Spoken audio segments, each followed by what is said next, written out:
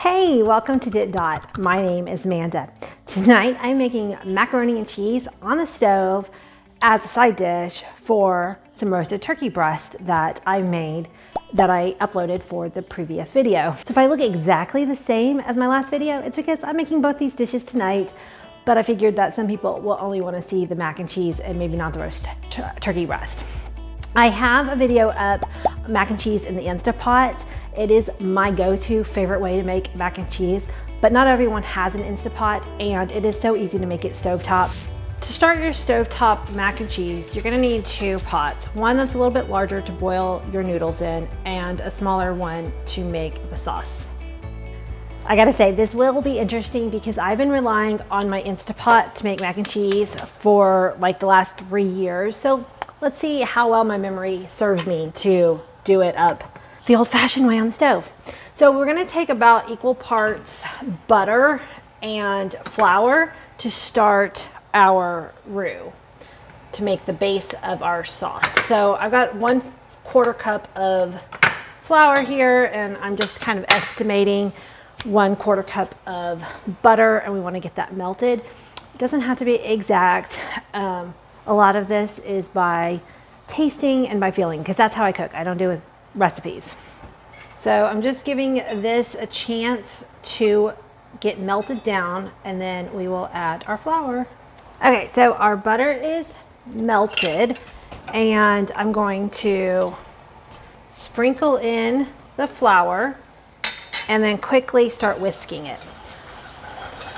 So I've already got water that I liberally salted and then I covered so it'll come up to a boil faster next to me.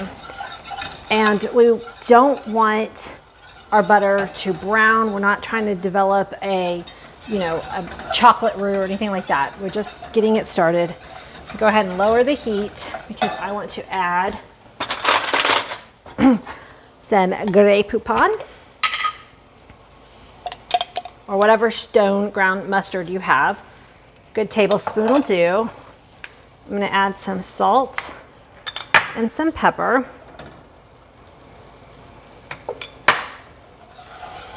And then just whisk that in. And then we're going to add some milk. I'm going to add the milk a little bit at a time. That way I can work the lumps out, because I don't want lumps. So it's going to turn into a thick paste as I work out the lumps.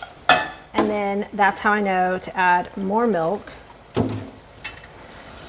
And you're going to want to get it to a too soupy consistency, but then it will thicken up as the sauce cooks.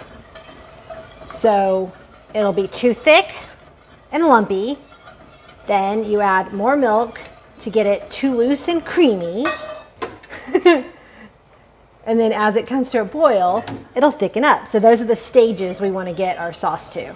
So like right now, this is still a little too thick, because once I add the cheese, it'll thicken up more.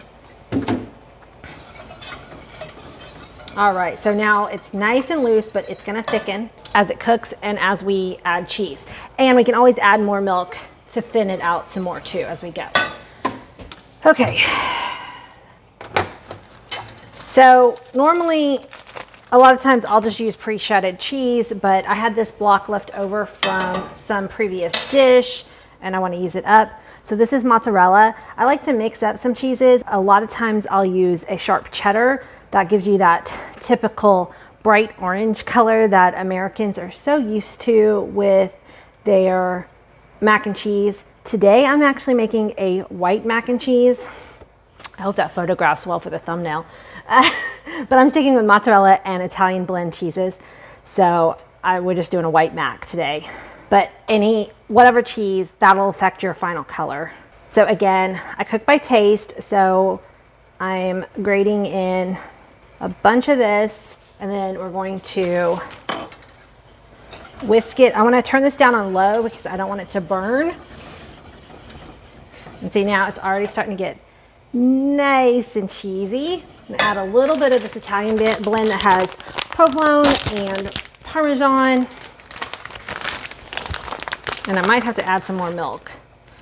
The other thing you can add is some of the pasta water. Because yeah, this is gonna be too thick. Okay, I'm gonna go ahead and turn this off. We're gonna check on our water because I think it's boiling. We're gonna add our noodles. So let me grab those. Okay, so our water is up to a boil, and a lot of times mac and cheese is made with elbow pasta, but you know, typical Amanda, I don't happen to have elbow pasta in my pantry, so we're gonna use mini penne. And I'm just doing this as a side dish tonight, so I'm gonna use about half of this box.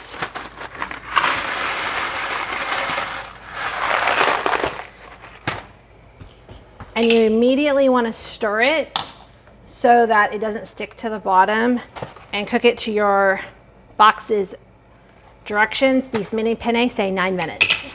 Okay, so the pasta has been boiling for about 4 minutes, and I'm just gonna use some of the pasta water. It's got, as you can see, I totally blinked out of my words here.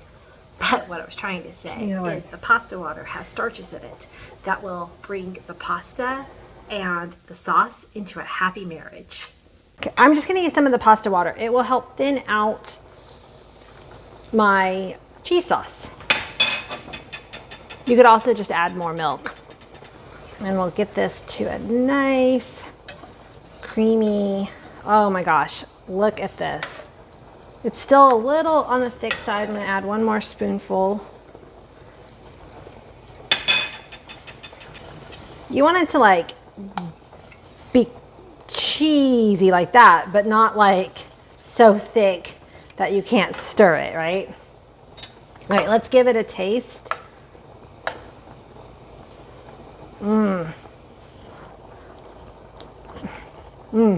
That's good. The mustard is definitely a good ingredient in there. All right, so we're just gonna let these pasta, I'm gonna add one more ladle, I think. Still a little thick. We're gonna let the pasta finish up cooking. We'll drain it and then add cheese and pasta together. I drained my pasta and I'm going to add in this cheesy sauce, and I'm gonna start with half of it to see how cheesy I want it.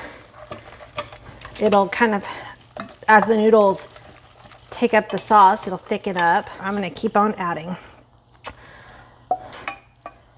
and let this cheese absorb. Oh my goodness, creamy, cheesy, amazing mac and cheese. So here's our finished bowl of white mac and cheese. And again, if you use cheddar, it's gonna be the orange color. But let's give it a taste. That was so comforting. My mom used to serve it to us with chopped up hot dogs and broccoli in it, and that was like our full meal. But I'm gonna use this tonight as a side dish to my turkey, so make sure you check out that video. I hope you enjoyed this video. Make sure you hit the subscribe button for more fun cooking with me. And until the next time, bye.